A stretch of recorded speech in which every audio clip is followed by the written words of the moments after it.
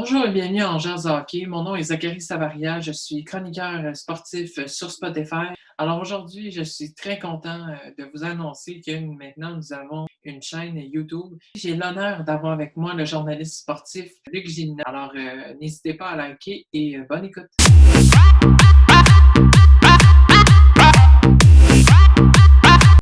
Alors, bonjour et bienvenue à On Jase de hockey. Alors, aujourd'hui, je suis avec un invité spécial, Luc Gilna, journaliste sportif à RDS et aussi auteur de livres de hockey. Alors, bonjour, Luc Gilna. Alors, je voulais savoir comment tu vas?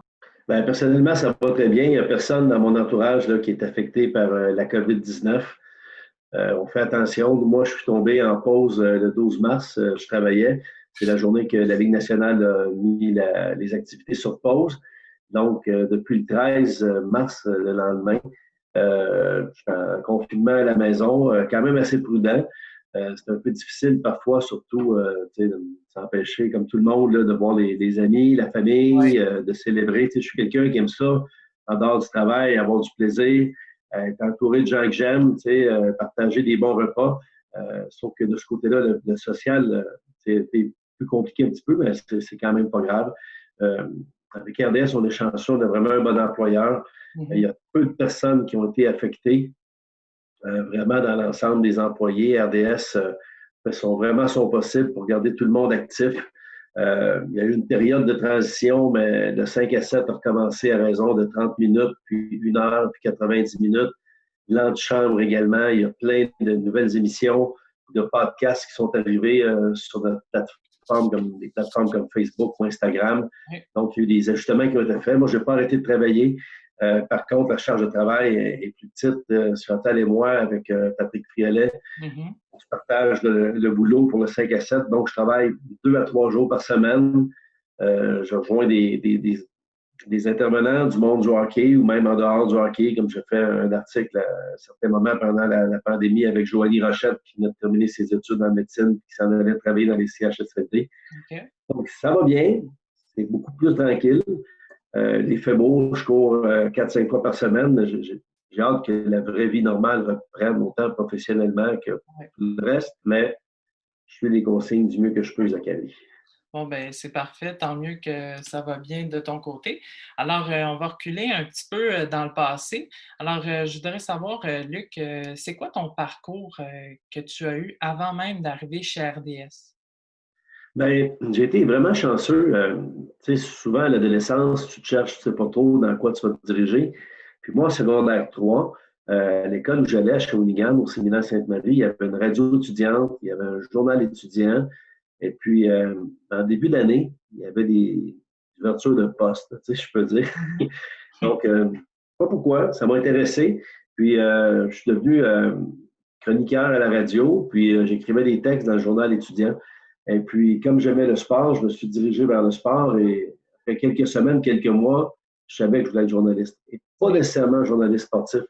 Puis le conseil que je donne souvent à des jeunes qui commencent, je l'ai appliqué sans le savoir. Comme j'étais vraiment passionné, je me suis impliqué dans la communauté. J'ai fait du journalisme, mais de façon bénévole, à la radio, à la télé communautaire, entre autres. Là. Puis à l'école, j'en faisais beaucoup. Puis ça a ouvert des portes. Puis je suis allé dessus au cégep de Jonquière.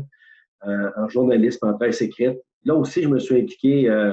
J'étais avec les Cascades, les Jet 3, j'étais le relationniste d'équipe. Là, ça m'a ouvert des portes. J'ai été annonceur à maison pendant une saison au Saguenayen.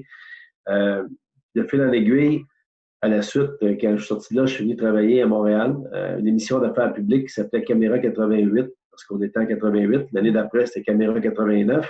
Okay. Puis RDS a ouvert ses portes le 1er octobre 89 avec un budget très limité, il ne payait pas. J'ai baissé de salaire pas mal pour aller à RDS. Puis de fil en aiguille, ben, je suis jamais parti. Ça va faire bientôt 31 ans que j'ai l'impression de ne pas travailler, de couvrir les événements sportifs là, pour le compte là, du réseau des sports. Parfait. Alors, est-ce que ça fait longtemps que tu couvres, tu parlais que tu couvres chez RDS, est-ce que ça fait longtemps que tu couvres le Canadien de Montréal chez RDS? Bien, en arrivant, j'ai été appelé à aller faire 2-3 reportages dans ma première année. Okay. J'étais vraiment très jeune et inexpérimenté, avec un anglais déficient. J'ai beaucoup travaillé là-dessus, c'est ma plus grosse lacune. Aujourd'hui, je suis correct, mais j'ai encore mon accent de Shawinigan, puis je veux pas faire semblant, là. Je veux tout le temps avoir un accent, je pense, puis je travaille pas sur l'accent, pour être honnête avec toi. Ouais. Mais la couverture du Canadien en soi, depuis le début de la saison 92-93, donc que je couvre beaucoup de hockey. Au début, mes années de travail, c'est la couverture du hockey. Je donnais un coup de main à l'époque à celui qui était là, Jean-Pierre Boisvert. Après ça, Denis Caron. C'est eux qui avaient la principale tâche, la couverture. Moi, je faisais beaucoup de clubs visiteurs où je les remplaçais dans leur journée de congé parce qu'à l'époque, on ne voyageait pas sur la route. Il n'y avait pas de réseau de télé qui accompagnait l'équipe à l'étranger. Donc, la charge de travail était moins importante. Et l'été, ben, je faisais du golf et du roller hockey pendant que les Roadrunners ont déjà été actifs à Montréal. Puis, de fil en aiguille, je dirais depuis 95, 96, 97, je fais que du hockey. Mais quand même, j'en faisais depuis, mettons en 92, là, ça représentait 60-70 de la charge de travail. Donc, ça fait depuis 92 que je suis sur la couverture du Canadien. Ah, c'est excellent. Alors, si tu avais trois collègues que tu choisirais chez RDS, que tu connais le plus et que tu apprécies le plus, je sais, il y en a beaucoup, là, mais pour pas faire du favoritisme, là, et lequel tu choisirais si tu en avais trois à choisir? Ouais, ce serait moins long de dire ceux que je choisirais pas. Ceux que je choisirais, là, c'est vraiment difficile. Tu sais, j'en choisis trois, puis on part quatre pour aller jouer une semaine au golf. Mais j'irai pas avec le golf, là, parce que j'ai des amis qui sont mauvais au golf. Mais Chantal Maccabé, c'est ma meilleure chum de fille. Je l'adore. Elle est parfaite, Chantal. Elle n'a pas de défaut. C'est une personne qui est attachante, qui est humble, qui est sincère. Ouais. Je connais personne qui peut dire quelque chose contre Chantal Maccabé. Puis si quelqu'un disait de quoi contre elle, je ne l'accepterais pas. Ça virait en chicane. Mm. Je l'aime vraiment. C'est une personne extraordinaire. Elle a vu grandir mes enfants. Puis c'est au-delà du travail. On a partagé des moments ensemble. Quand ça va mal, des fois, c'est elle, vers elle que je peux me tourner. Je peux parler avec elle, lui demander des conseils. Quand ça va bien, j'ai des nouvelles importantes. J'ai hâte de l'appeler. Je vais mettre François Gagnon aussi. C'est un complice de longue date. C'est quelqu'un que j'adore. Lui aussi, il a à peu près les mêmes genres de qualités que Chantal. Tu sais, il est intègre, il est honnête. C'est quelqu'un qui a des bonnes valeurs. C'est un Mhm. vrai pitbull. Il se fâche vite. Tu sais, c'est quelqu'un qui s'emporte, tu sais, mais qui va être là. François, si j'avais à partir à la guerre, c'est la première personne que je prendrais. Là, OK. quelqu'un qui est là pour les gens qui aiment. Et puis, les deux, c'est deux excellents journalistes aussi. Il ne faut pas négliger ça. C'est mes deux best, comme diraient mes enfants, à RDS. Après ça, tu sais, j'ai plein d'autres collègues que j'adore, que j'estime. Tu sais, il faut que je parle de Patrick Priolet, François-Étienne Corbin, c'est un bon chum. Mais l'autre personne que je prendrais, c'est quelqu'un avec qui je passe beaucoup de temps. Donc, ce serait Christian Champagne, caméraman. Il travaille dans l'ombre, mais les caméramans, on les connaît moins. Vous autres, vous les connaissez pas, là, mais ils sont essentiels. Puis, Oui, c'est ça. caméraman, c'est mon partner sur la route Chantal. On ne voyage pas ensemble. François, on a déjà voyagé ensemble, mais moi, maintenant, il est plus columniste que journaliste. Donc, Christian, on déjeune, on dîne, on soupe. Quand on arrive à l'aréna à l'hôtel à minuit, on prend une petite bière ensemble. C'est important, la complicité. Puis, quand je parle avec Christian, je sais que ça va être le fun. C'est plus que le travail. On va manger ensemble. Après, on rigole. Puis, c'est pareil avec lui. On partage ce qu'on vit dans nos familles, dans notre quotidien, nos peines, nos joies, ce qui se passe avec les siens, avec les liens. Donc, c'est mon top 3. C'est assez facile à régler, finalement, ce top 3-là, mais je pourrais facilement faire un top 10, un top 15. RDS, c'est une belle famille. Tu sais, j'aime beaucoup RDS, puis il y a un jour, tu sais, j'ai 52 ans, c'est pas demain, là, mais quand je vais arrêter de travailler, c'est pas la couverture du Canadien, puis la couverture d'événements importants qui va me manquer, c'est la camaraderie, tu sais, puis ça déborde d'RDS sur la route, tu sais, que ce soit avec les gars du Journal de Montréal, de la presse, de TVA Sport. Euh, on a une belle gang, on a du fun, tu sais, on a une belle complicité sur la passerelle de presse lors des entraînements, lors des matchs, des éclats de rire, là, il y en a souvent. On a vraiment du fun. Puis des fois, faire attention, là, quand le Canadien traverse une mauvaise séquence, là, Ouais. des fois, dans le passage, avant de rentrer dans le vestiaire, on se compte des niaiseries, puis on rit, là. Mais là, des fois, le vestiaire gros, ça en fait quatre de suite qui perdent, deux autres qui n'ont pas de fun, là. Non. faut être prudent. C'est pas deux autres qu'on rit. Là. On peut rire de quelque chose qui est arrivé pendant le souper ou en première période, la veille dans l'avion. Là, il faut mettre vraiment notre poker face, notre game face, on rentre et on fait semblant de mauvaise humeur comme eux autres. Faut faire attention à ça. Ouais, ça doit être difficile aussi à l'estime pour les joueurs, là. Mais je sais que tu as couvert pas juste le Canadien, mais aussi plusieurs autres événements. Pour toi, lequel t'a pris le plus d'importance pour toi et combien en as-tu fait aussi? Parce que je sais que tu en as fait plus qu'un. Ben, en dehors du Canadien, on couvre les matchs des étoiles, les repêchages, que ça, les séries éliminatoires. Puis heureusement qu'on les couvre parce que sinon, on ne travaillerait pas souvent le printemps. J'adore couvrir les finales de la Coupe Stanley, les séries qui se rendent en 7. J'ai couvert pas mal de championnats du monde aussi. Quand la Ligue nationale arrête au mois de mai, là, il y a les championnats du monde seniors, j'en ai couvert, ça m'a amené à voyager en Europe.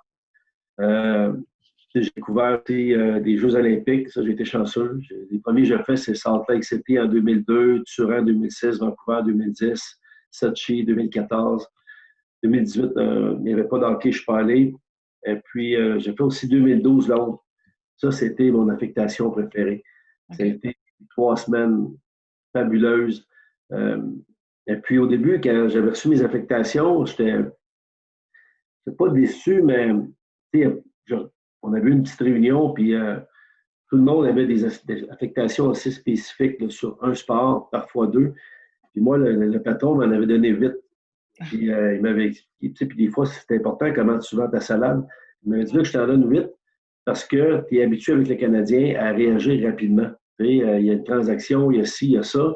Je te donne 8 sports parce que souvent, tu vas avoir peu de préparation, puis tu vas être appelé à aller couvrir un athlète québécois ou canadien qu'on ne s'attendait pas, qui gagne une médaille ou qui aille aussi loin. Et puis, le destin a fait que dans mes 8 sports, j'avais entre autres, rapidement, là, de mémoire, j'avais l'haltérophilie, le judo, sport équestre, volleyball de plage, si j'en oublie, et j'avais, parmi tout ça, le soccer féminin. Et l'équipe canadienne a gagné la médaille de bronze en battant la France, mais elle avait été reléguée au match de la médaille de bronze avant ça en perdant un match épique, contre les Américaines. Donc, j'avais couvert ça. Puis, couvrir les Jeux d'été dans une ville aussi extraordinaire que Londres, ça a été 3 semaines là, vraiment fantastique. Puis, RDS, on avait les droits. Donc, on en avait vraiment une proximité qu'on n'a pas habituellement aux Olympiades. Comme on avait eu aussi à Vancouver. À Vancouver, j'avais adoré ça. J'étais là quand Crosby a compté son but en prolongation contre les Américains pour la médaille d'or. Mais ça restait du hockey. J'ai trippé solide, j'ai eu du fun, j'ai couvert tout le tournoi olympique. C'était des 16 heures par jour, on faisait 2 pratiques, 2 matchs, c'était cool. Mais Londres, c'était une coche au-dessus. J'ai vraiment aimé ça, puis j'espère un jour avoir la chance, le privilège d'en faire d'autres jeux d'été, parce que quand j'étais TQ, les événements les plus grandioses, c'est aux 4 ans. Le hockey, oui, c'est cool, c'est le fun, mais les Olympiques, quelque chose de différent, de magique, fait rêver. Puis moi, j'ai grandi à 1 kilomètre d'un Olympien, Marcel Jobin, qui s'est qualifié 4 fois pour les Olympiques en marche rapide. Donc, les Jeux d'été, c'était vraiment là, ce que j'ai préféré, Zachary. Parfait. Alors, qui sont tes idoles? On parlait de joueurs. Qui sont tes idoles pendant ta jeunesse et aussi ceux d'aujourd'hui dans la Ligue nationale? Ben, mon idole, c'était Marcel Jobin. C'était un Olympien qui restait à 1 kilomètre de chez nous. Je le voyais passer, il s'entraînait comme un forcené. C'est une force de la nature. Puis, c'est cool parce que maintenant, Marcel, il a son demi-marathon à lui depuis plusieurs années. Il y a 2 ans, j'ai été son président d'honneur parce que je fais de la course à pied aussi. Puis c'est le fun, il est rendu à, je pense, 77, 78. Il court encore, il fracasse les records canadiens. Il y a des records canadiens, il y en a eu plusieurs. Et là, il fracasse ceux des seniors, puis là, il est à la conquête des records du monde pour les 75 ans et plus, etc. Donc, Marcel, c'était mon idole. Okay. Puis après ça, mon idole, c'était Dale Hawerchuk, des Jets de Winnipeg. Ayant grandi le village à côté de Shawinigan, j'allais voir les cataractes à 12, 13, 14 ans. Et à l'époque, Dale Hawerchuk, il jouait avec les Royals de Cornwall, une ville en Ontario, mais qui était dans la Ligue d'hockey junior majeur du Québec. Et moi, c'était le meilleur joueur que je pouvais voir avec mes yeux là, comme spectateur. Il était extraordinaire. Donc, quand les Jets l'ont repêché au tout premier rang en 81, c'est devenu mon idole. Tu sais, mon chien s'appelait Dave, je prenais pour les Jets. J'avais tout ce qu'il y avait. Je connaissais par cœur toutes les statistiques des Jets. Dale Hawerchuk, c'était ma grande idole. Suivi après ça de Mario Lemieux, qui est selon moi le meilleur joueur de tous les temps. C'est un magicien. C'est extraordinaire ce qu'il peut accomplir sur une patinoire. Puis aujourd'hui, je n'en ai pas. Aujourd'hui, mon cœur est pour les Québécois. Il y en a qui pensent des fois, là, que tu prends pour le Canadien. Non, pas du tout. Même que la façon dont le Canadien nous traite les médias, souvent, je leur souhaite du mal. C'est en blague, là. Puis je pense, honnêtement, la plupart des journalistes affectés à la couverture du Canadien, c'est gros de dire on leur souhaite du mal parce que, mais on n'est pas sympathique à 100% à leur cause parce qu'on est traité souvent comme des sous-citoyens, puis les accès sont difficiles, puis c'est tout le temps compliqué, puis il y a tout le temps des raisons, puis il faut que tu comprennes. Puis quand on travaille avec d'autres clubs, pas tous les autres clubs, sur les 31, c'est tellement plus facile, puis il y a beaucoup plus d'ouverture, puis la réponse qu'on se fait toujours servir, c'est « Ah, ben oui, mais nous autres, Montréal, c'est différent. » Donc, mon attachement, mon cœur, c'est envers les joueurs francophones, les Québécois. Quand le Canadien joue contre les Golden Knights, idéalement, j'aimerais ça que Marc-André Fleury ait un jeu blanc et puis que Marc Chessault ait 2 buts. C'est ça. Oui, c'est sûr. En même temps, j'adore, quand le Canadien participe aux séries éliminatoires, c'est tellement le fun, c'est tellement cool. Là, je te donne l'exemple des Golden Knights, c'est peut-être pas à 100% approprié. Mais supposons que les Canadiens jouent contre les Panthers de la Floride. Ben, je vais peut-être espérer que les Canadiens gagnent 4-3, mais qu'Huberdeau ait 2 buts. Hein? Ouais. Et que Matheson ait une passe, puis que les deux jouent un solide match. Ça. Parfait. Alors, ma question concernant, on parlait des joueurs en entrevue. Est-ce que toi, tu as des relations d'amitié, par exemple, quand tu interviews Brendan Gallagher, est-ce que vous pouvez avoir une relation ou pour toi, tu aimes mieux garder la relation professionnelle et au travail sans avoir... Avec les joueurs du Canadien, c'est pratiquement impossible. Okay. Même que en théorie, on n'a pas le droit de nous parler en dehors de l'aréna. Avec Pierre Gauthier, c'était vraiment très strict. Là. Je me souviens, moi, Mathieu Dash, je le respecte beaucoup, je l'aime beaucoup. Je donne cet exemple-là parce qu'avec lui, c'est arrivé. Puis on prenait un café, puis on jasait ensemble dans un lobby d'aréna, puis on ne parlait pas du Canadien. Pierre Gauthier est arrivé, puis Mathieu m'a dit « Oh, excuse, là-bas, c'est là. » Les joueurs n'avaient pas le droit de nous adresser la parole. Okay. Avec les joueurs du Canadien, c'est difficile. Il y a tellement de Montréal que les joueurs nous parlent, puis s'ils restent dans le vestiaire trop longtemps, donc eux autres, ils s'en vont. C'est vraiment la job. Ils arrivent, ils nous parlent, ils s'en vont. Ils arrivent, ils nous parlent, ils s'en vont. Okay. Ils sont rarement tous dans le vestiaire comme dans les autres villes. Il faut les demander, ils viennent, on leur parle. C'est tout correct, ça. Il y a beaucoup de monde. Sur la route, on peut leur parler plus. C'est difficile d'avoir une relation d'amitié. Les gens s'imaginent ça des fois, là, mais c'était pas comme ça, par contre. Je recule au début des années 90. La relation était... Je prends l'exemple de Guillaume Latendresse et Maxime Lapierre. Bon, à cette époque-là, les joueurs ne percevaient pas les médias comme l'ennemi.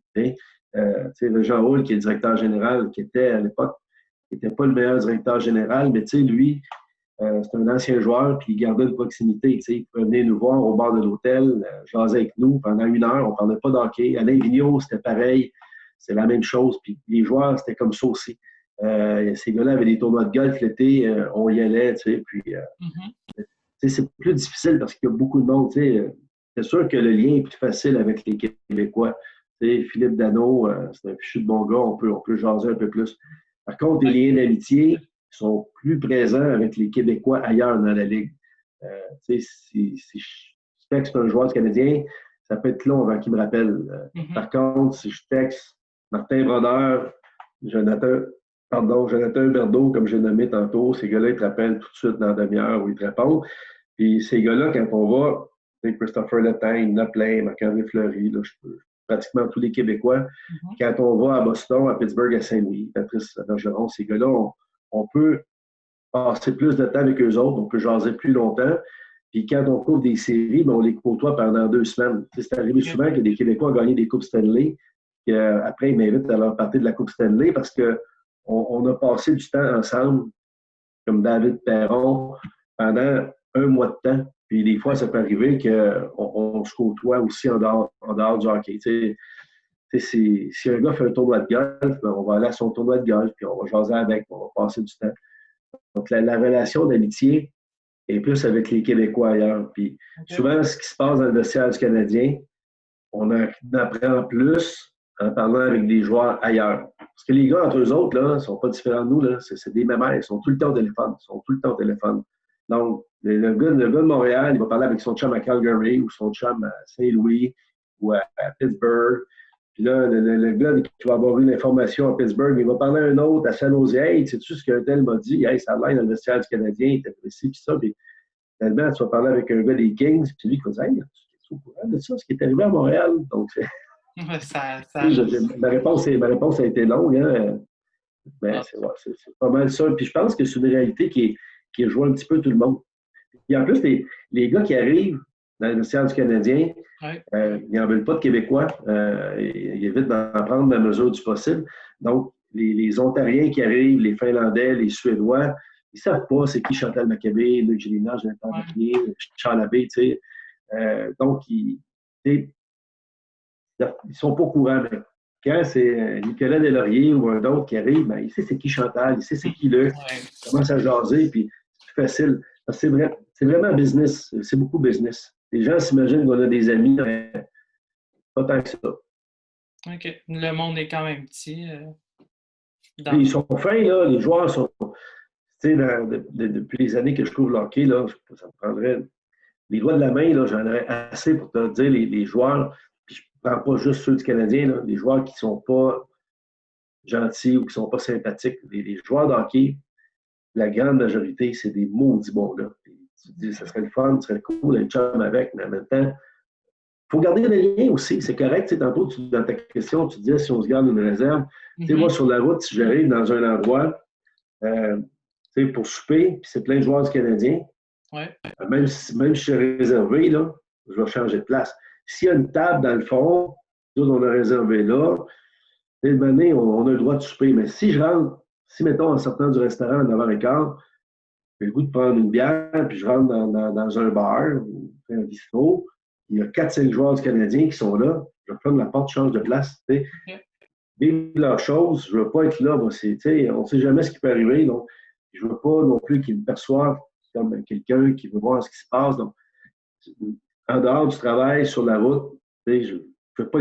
Moi, je les évite. Je veux pas. Puis c'est aussi professionnel. Tu prends l'exemple de Ryan O'Byrne qui s'était fait arrêter en Floride il y a une douzaine d'années parce qu'il avait volé une sacoche pour des raisons X. Là. Si je suis là, moi, puis là, je vois qu'il se fait arrêter par la police. Là, ça me place dans une position. Je fais quoi avec ça? Là, si je fais mon reportage là-dessus, le lendemain, le soir même, le reste de l'équipe est en maudit et ne veut plus me parler. C'est pas des blagues, c'est normal. Si je n'en parle pas, là, je vais avoir 7-18 gars qui vont être reconnaissants. Mais là, si mon boss le sait que je le savais et que je n'en ai pas parlé, là, je suis dans le trouble professionnellement. C'est ça, c'est un penchant, l'un des deux. Donc, c'est pour ça. Puis, tu sais, quand il y a de l'alcool, des tickets, tu ne sais pas comment ça va virer. Fait que j'évite ça dans la mesure du possible. Pas dans la mesure du possible, j'évite ça tout le temps. Tout le temps. Parfait. En 2008 et 2011, tu sors 2 livres, La LNH, un rêve possible, et tu sors aussi en 2012 à 2014 5 livres, C'est la faute à Ovechkin, Mario Lemieux, Carey Price, Patrick Roy et Félix Riopel. Je les ai tous lus, ils sont écœurants, ils sont vraiment bons. Alors, ma question, c'est qu'est-ce qui t'a amené à créer ces fabuleux projets? Ah, ben merci. C'est gentil. Les premiers livres, les LHRF possibles, je voulais écrire, je me cherchais un projet, je me cherchais des idées. Puis, à l'époque, mon fils et ma fille jouaient au hockey, les deux dans le lettres. Et puis, les parents venaient me voir.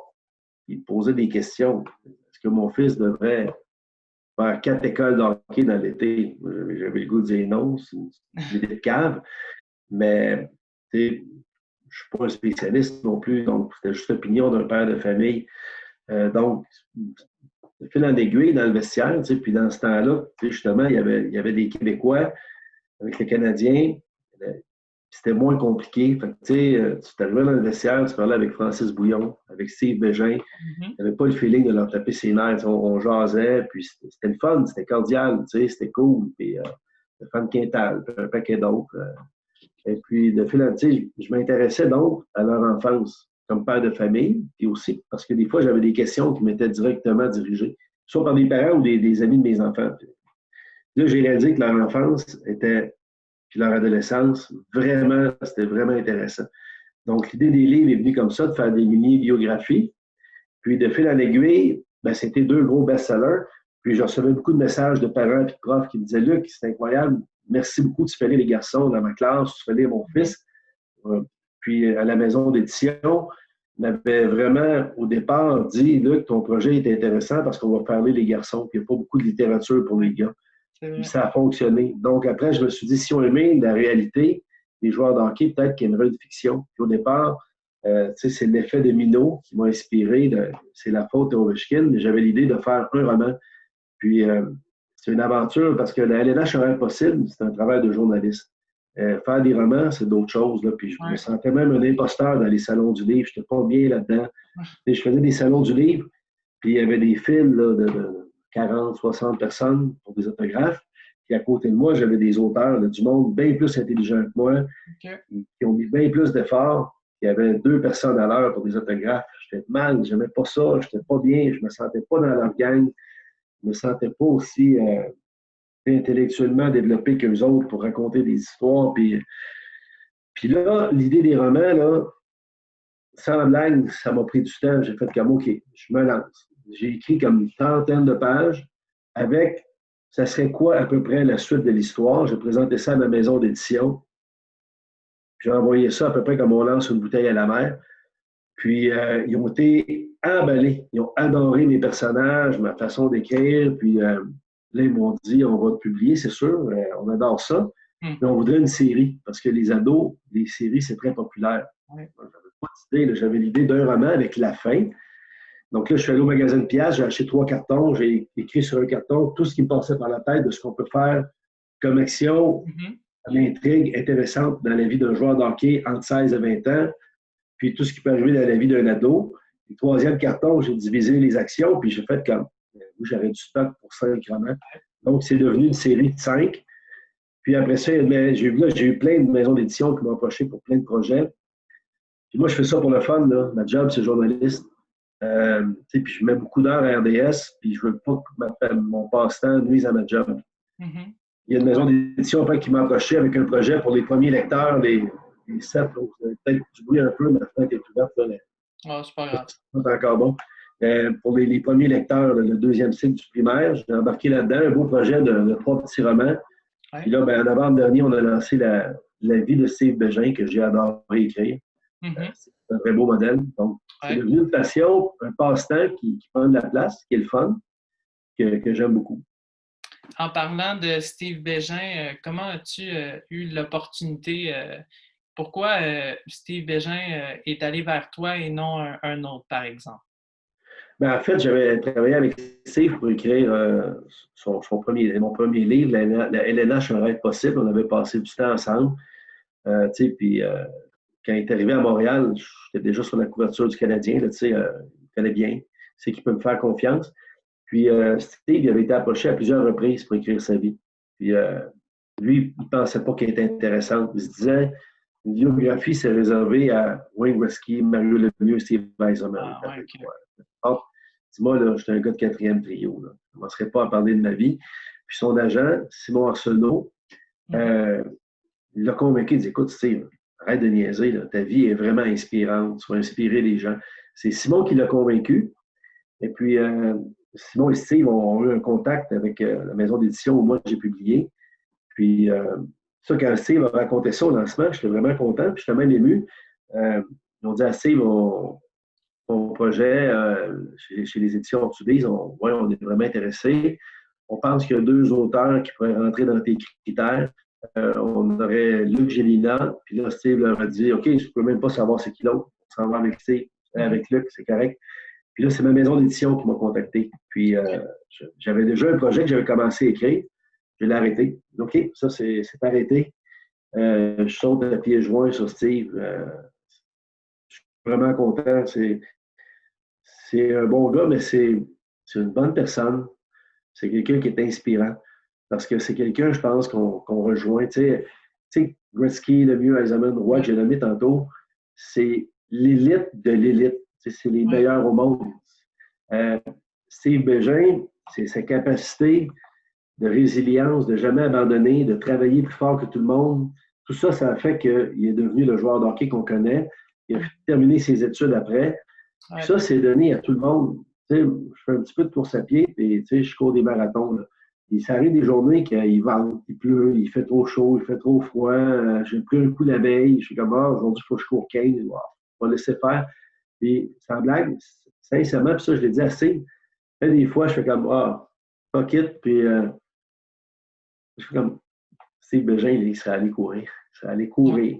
Là, je mets mes running, j'arrête de me plaindre, je vais courir. Puis après, je suis content. Donc, tu sais, Steve m'inspire pour vrai dans ma vraie vie. Puis, je suis sûr que son livre peut inspirer pour vrai un paquet de monde aussi. Oui, il m'a beaucoup inspiré aussi parce que moi aussi, j'ai un trouble d'apprentissage et en lisant, je me suis retrouvée beaucoup dans le livre Steve Wow. Bégin et je trouvais ça impressionnant, Steve, comment son père, on sait, il travaillait au noir, si on ne peut pas se le cacher, là. Mais je trouvais ça impressionnant comment je vais pas dévoiler pour ceux qui ne l'ont pas lu, là, mais Ah, ben, tu t'en dévoiles un peu, c'est pas grave. oui, c'est ça. Mais c'est fou quand même comment son père a fait d'efforts, des énormes efforts pour faire jouer son fils au hockey. C'est quand même Ouais. impressionnant. Ouais, je te Alors, dirais que, tu sais, dans mes deux livres, Les Nash un rêve possible, j'ai parlé à 15 familles.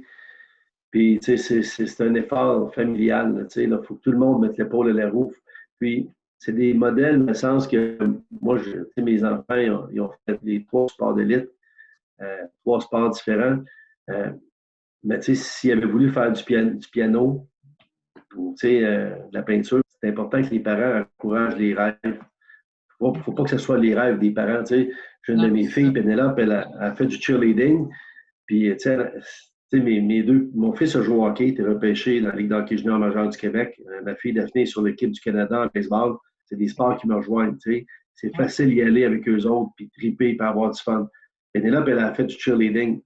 Mais des trois, c'est elle qui a mis le plus d'efforts parce que c'était pas une athlète naturelle. Les deux autres, c'est deux naturels. Ça donne des bâtons de golf.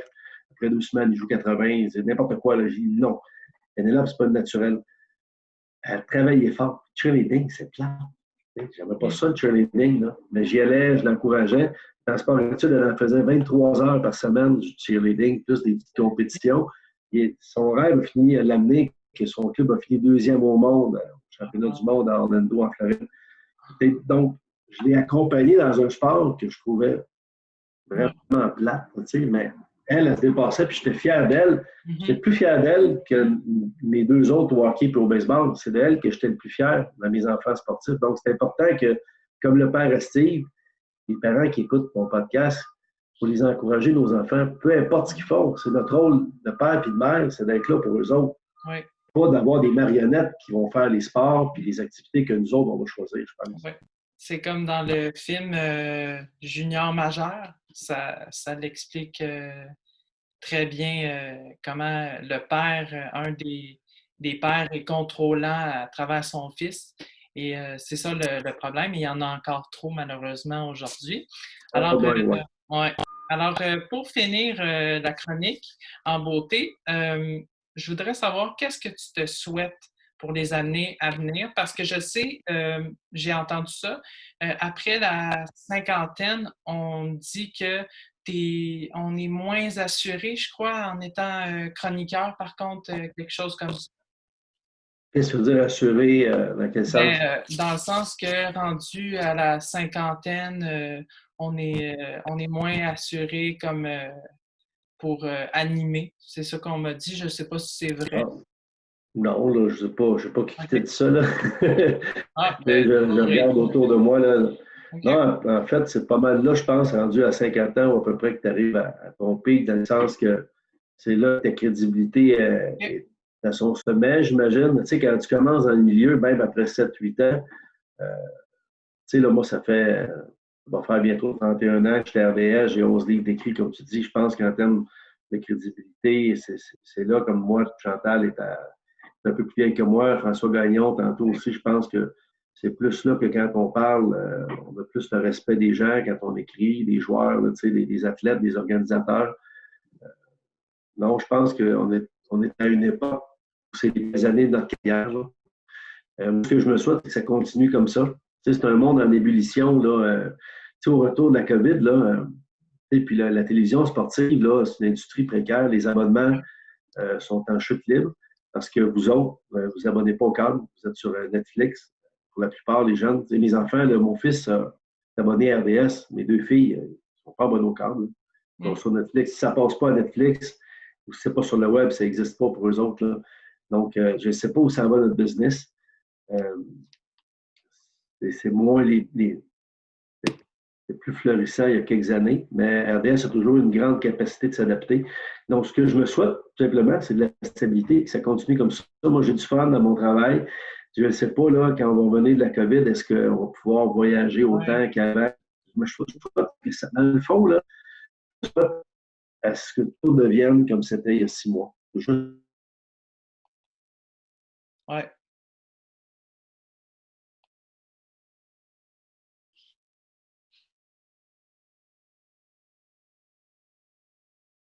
Oh. Alors, je pense qu'on a. Après, mon fils, jumeaux, je souhaite d'avoir du fun, de continuer à être en santé, courir plein de marathons à travers le monde, puis d'avoir du fun. C'est ça. Je me souhaite que ça reste de même. Je me souhaite que tout redevienne comme c'était il y a 6 mois. Mhm. Bon, alors, Luc Gélina, merci beaucoup d'avoir pris du temps avec nous. C'est vraiment apprécié et je te souhaite que du succès et une longue, le plus possible du fun, comme tu disais au début. Je te souhaite que ça parce que tu es une de mes sources d'inspiration aussi que je regarde Ah, beaucoup, là. T'es dans mes... Après Pierre Houd, là, c'est toi qui finis le numéro 2. ben là, ça, c'est un gros compliment. Moi aussi, Pierre, c'est une relation, là. Un vrai professionnel, c'est une super bonne personne. Donc, ton top de liste est ouais, pas mal bon. Merci, je suis choyé. Puis félicitations pour que tu fasses ça à ton âge. Là. C'est un beau Merci. podcast. Lâche pas. Bonne chance dans ta carrière. Merci beaucoup.